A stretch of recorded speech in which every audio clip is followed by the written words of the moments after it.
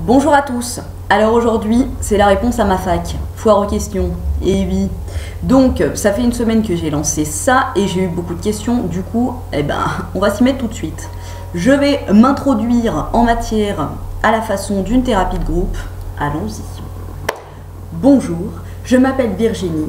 J'ai 31 ans et demi et je fais des vidéos sur YouTube. Et là, vous répondez tous. Bonjour Virginie. Voilà, donc j'ai déjà répondu à 2 vidéos. Virginie, c'est mon prénom. 31 ans, c'est mon âge. J'aurai 32 ans le 7 janvier. Si vous voulez me souhaiter mon anniversaire, il n'y a pas de souci. Donc on va se dépêcher parce que j'ai énormément de questions. Et voilà, j'aimerais répondre à la plupart d'entre vous. Pour les questions auxquelles je ne réponds pas, c'est parce que parfois j'ai prévu de faire une vidéo spéciale là-dessus, c'est-à-dire mes films préférés, j'avais prévu de faire un top random et ma playlist par exemple, j'avais prévu de vous la présenter. Voilà, on y va. Première question, comment m'est venue l'idée de faire des vidéos? Alors en fait, donc une autre question, quand as-tu commencé ta chaîne YouTube? J'ai commencé ma chaîne YouTube il y a 6 mois. Et en fait, comment m'est venue l'idée? Je regardais souvent des filles, donc et pourquoi pas Colline, Hélène, mon blog de filles et tout, sur YouTube. Et ça me gonflait en fait de chercher à chaque fois si elles avaient fait des nouvelles vidéos, tandis que quand on est abonné, on reçoit directement les nouvelles vidéos qui arrivent. Du coup, je me suis créé un compte pour m'abonner à leur chaîne et j'ai vu que du coup, je pouvais poster moi aussi des vidéos. Et c'était à l'époque où je faisais le vinaigre de cidre pour la pousse des cheveux. Et il y a pas mal de filles qui me demandaient comment je faisais, qu'est-ce qu'il fallait faire et tout. Du coup, je me suis dit, je vais faire une vidéo là-dessus. Et j'ai vu que ça a bien marché. Du coup, après, j'ai enchaîné et j'en ai fait d'autres. Voilà. Deuxième question, ça va être hyper... il y aura des trucs qui n'auront rien à voir, mais je les prends vraiment par ordre d'apparition sur ma chaîne, sur mes commentaires. Deuxième question, ma marque préférée, alors en cosmétique, marque chère c'est Comptoir des Cotonniers, marque pas chère c'est H&M. Et en cosmétique, c'est MAC et Clinique. Voilà. Un copain, des enfants, alors oui j'ai un copain depuis un peu plus de 10 ans. Et oui j'ai un petit bout de chou de 3 ans, un petit garçon de 3 ans et demi. Voilà. Pourquoi graines de paillettes? Alors vous allez voir, c'est hyper complexe, hyper compliqué. Graines, c'est le surnom de mon fils. Et mon surnom à moi, c'est Paillettes. Voilà, d'où graines de paillettes. Comme dirait ma grand-mère, faut pas sortir de Saint-Cyr. Voilà, elle parle pas comme ça, mais voilà. Depuis quand je me maquille? Alors l'âge, je vous avouerai que j'ai complètement zappé, mais il me semble que j'ai dû commencer en seconde première. Ouais, un truc comme ça, seconde première. Mon indispensable make-up, mon anti-cerne. Ça c'est obligatoire. Quelles études j'ai fait? Alors, ça va être un petit peu compliqué. J'ai passé un bac STT, sciences technologiques et tertiaires. Ensuite, j'ai suivi mes copines et je suis allée en BTS Action Commerciale, qui s'est très vite transformé en BTS Tourisme, vu la régularité de ma présence. Et voilà, pour mes études. Bac BTS. Ensuite, est-ce que j'ai des piercings? Non, à part mes oreilles qui sont percées, j'ai un trou en haut et là un trou en bas, et là j'ai un trou. Sinon les piercings, ça me fait hyper peur en fait, j'ai trop peur d'avoir mal et c'est pas trop mon truc en fait. Tatou, oui, mais piercing, non. Ma ville d'origine, je viens de Lyon. Je viens de Lyon. Et par tous les chemins. Non, je viens de Lyon. Que fais-tu dans la vie? Alors, donc, je me suis arrêtée BTS commercial, ensuite j'ai travaillé dans l'immobilier, j'ai travaillé dans la vente, j'ai travaillé dans le domaine notarial, j'étais au petit échelon, hein, j'étais pas notaire, hein. Non.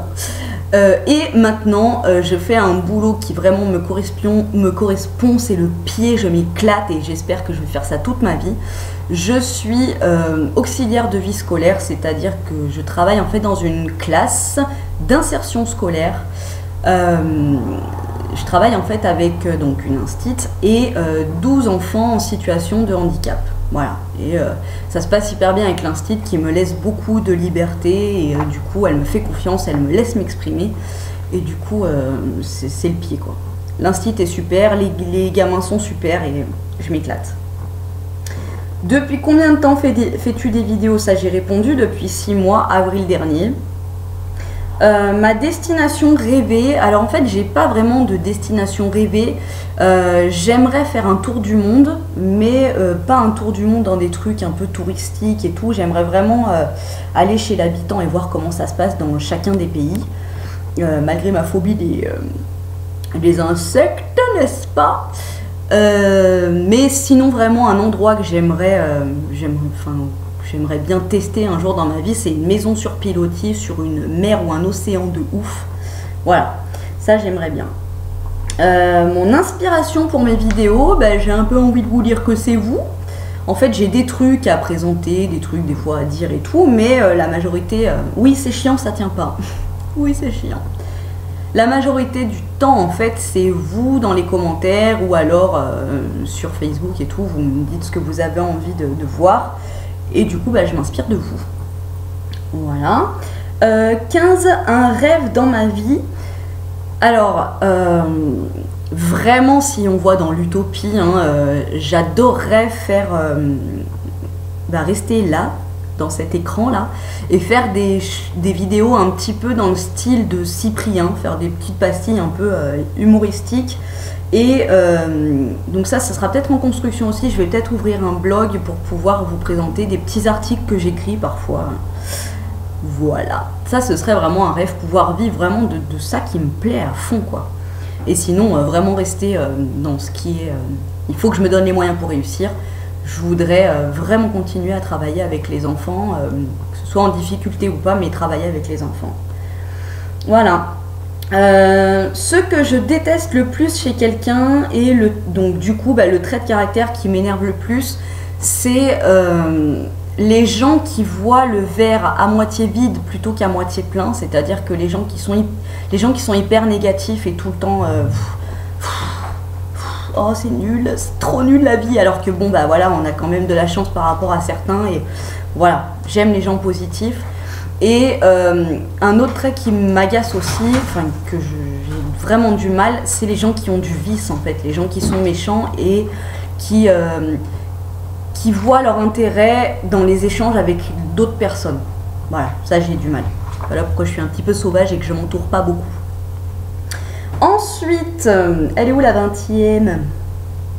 Mes origines et celles de mon copain. Alors, j'aurais pu être d'origine guatémaltèque, tchèque ou caucasienne, mais non, je suis le plus basique du monde, je suis d'origine espagnole.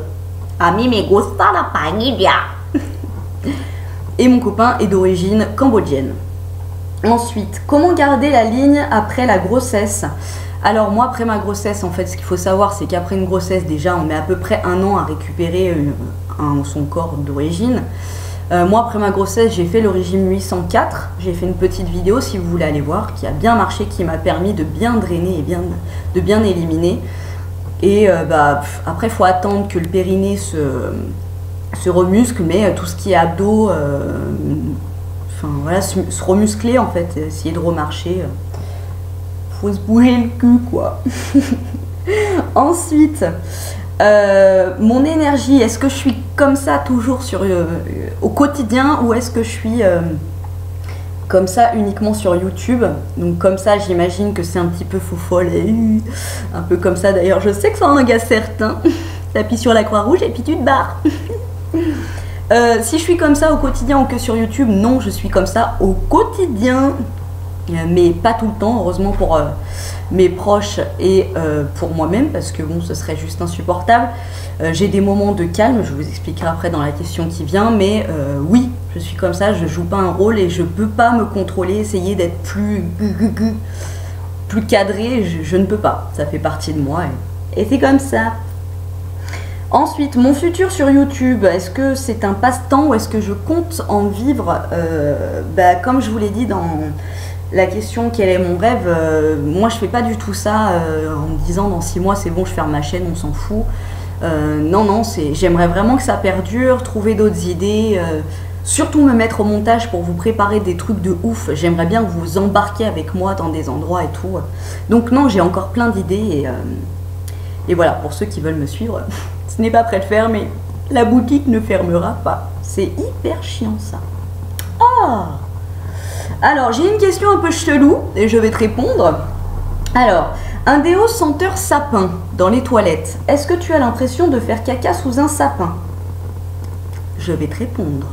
Alors, en fait, tu as cette impression, sauf si la moquette est verte et que le parasol fait moins de 2 mètres.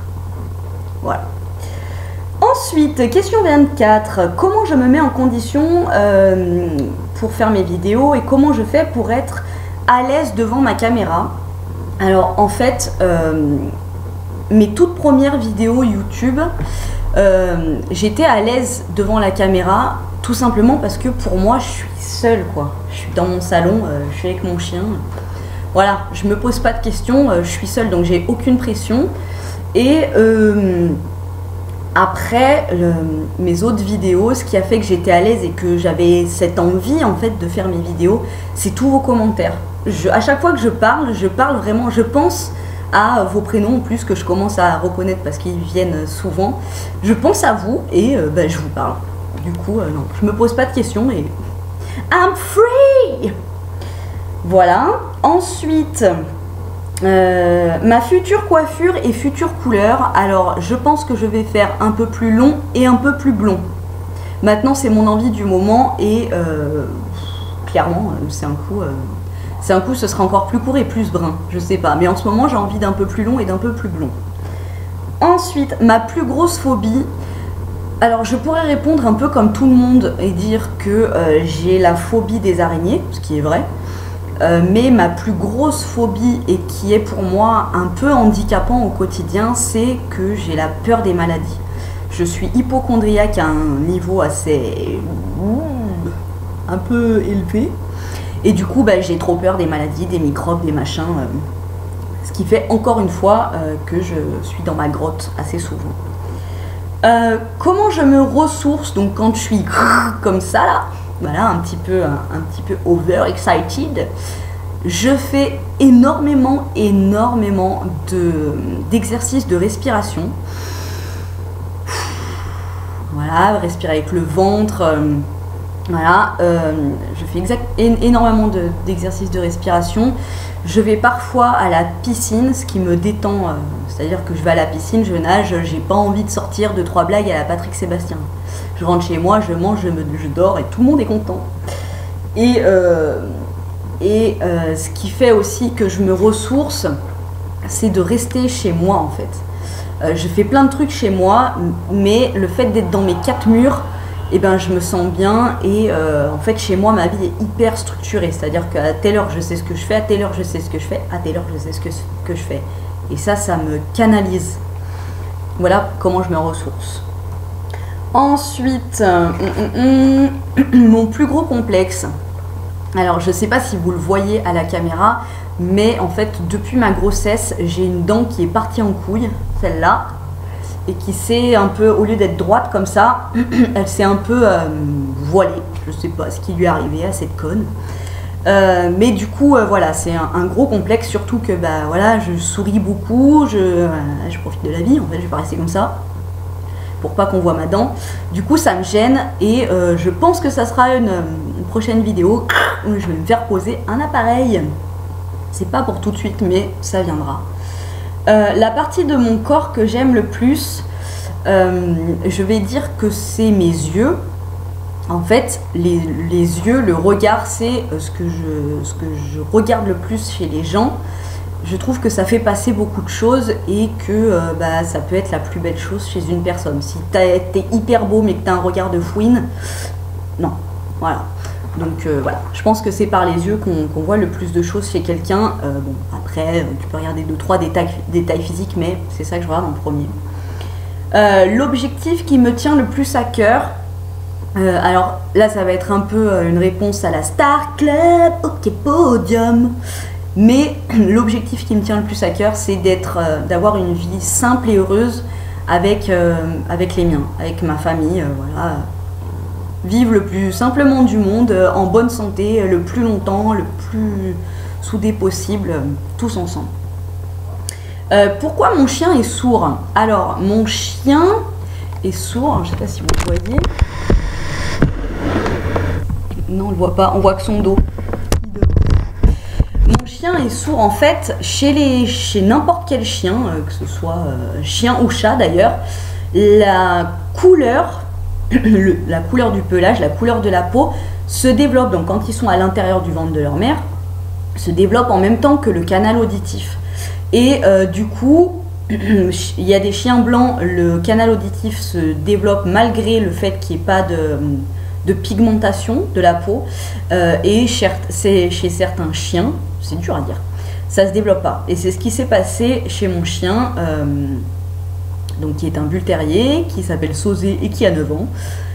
En fait, quand on l'a eu, je le trouvais hyper têtu. Il répondait pas quand on l'appelait et tout. Enfin, voilà.